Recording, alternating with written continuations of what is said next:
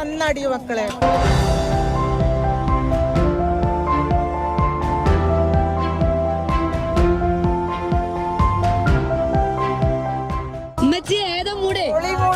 Vibe എന്ന് പറഞ്ഞാൽ ഇതാണ് വൈബ്.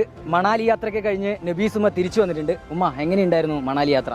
മണാലി യാത്ര അടിപൊളിയായിരുന്നു, സൂപ്പറായിരുന്നു. പക്ഷെ എൻ്റെ ജീവിതത്തിൽ ഇന്ന് വരെ ഞാൻ പ്രതീക്ഷിക്കില്ല ഞാനിങ്ങനെ മണാലി പോകുമെന്നും ഒരു യാത്ര ചെയ്യുമെന്നും നിങ്ങളൊക്കെ മുന്നിൽ നിന്നിട്ട് ഇങ്ങനെ എനിക്ക് സംസാരിക്കാൻ കഴിയുമെന്നും എൻ്റെ ജീവിതത്തിൽ ഞാൻ ഇതുവരെ ചിന്തിച്ചിട്ടില്ല. ഇപ്പോൾ ആദ്യമായിട്ടാണ് നിങ്ങളെ മുന്നിൽ നിന്ന് ഇങ്ങനെ സംസാരിക്കാൻ കഴിഞ്ഞാൽ തന്നെ എനിക്ക് ഏറ്റവും വലിയ സന്തോഷമുണ്ട്. 25 വർഷം മുന്നേ ഭർത്താവ് മരിച്ച ഒരു വല്യമ്മ, 25 വർഷം മുന്നേ ഭർത്താവ് മരിച്ചിട്ടുണ്ട്. ഒരു വല്യമ്മ ഏതെങ്കിലും മൂലയിരുന്ന് സലാത്തും ദിക്റും ചെല്ലണീന് പകരം ഏതോ ഒരു അന്യ സ്റ്റേറ്റിലേക്ക് മഞ്ഞ് കളിക്കാൻ വേണ്ടി പോയതിന്റെ വീഡിയോസ് കണ്ടവരായിരിക്കും എന്റെ മുമ്പിലുള്ളവർ.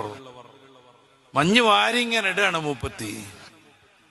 ചിലപ്പോ അത് ഈ നാട്ടുകാരിനെ ആവാൻ പറ്റും.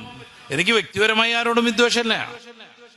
25 വർഷം മുന്നേ ഭർത്താവ് മരിച്ചിട്ട് ഏതെങ്കിലും മൂലക്കിരുന്നിട്ട് ദിക്റും സലാത്തും ചെല്ലുന്നതിന് പകരം നങ്ങങ്ങ് ദൂരെ മഞ്ഞ് പെയ്യുന്ന ഒരു നാട്ടിൽ പോയിട്ട് മഞ്ഞ് വാരിയിട്ട് ഫാത്തിമോ ആവാ ഖദീജോ ആവാ ഇതൊക്കെയാണ് ജീവിതം എന്നും പറഞ്ഞിട്ട്.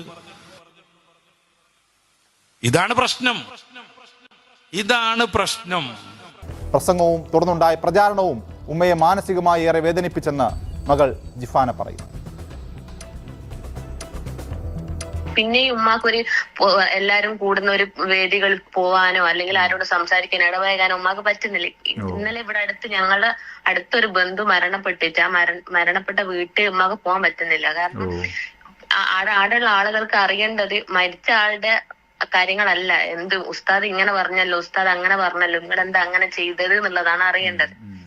അത് ഇന്നലെ ആ ഒരു സമയത്ത് ഉമ്മ അനുഭവിച്ചത് നമുക്ക് പറഞ്ഞ എങ്ങനെ തരണ്ട എനിക്കറിയില്ല. ഉമ്മ കരയായിരുന്നു ഇവിടുന്ന്. കാരണം അത്രയും ഉമ്മ പ്രയാസത്തിലാണ് ഉണ്ടായത്. നമ്മളൊരു എന്തോ തെറ്റ് ചെയ്തിട്ട് പിന്നെ അങ്ങനെ വന്നിട്ടുള്ള ഒരാളെ പോലെയാണ് കാണുന്നത്. ഉമ്മ ആകെ ചെയ്തത് ഒരു യാത്ര പോയി.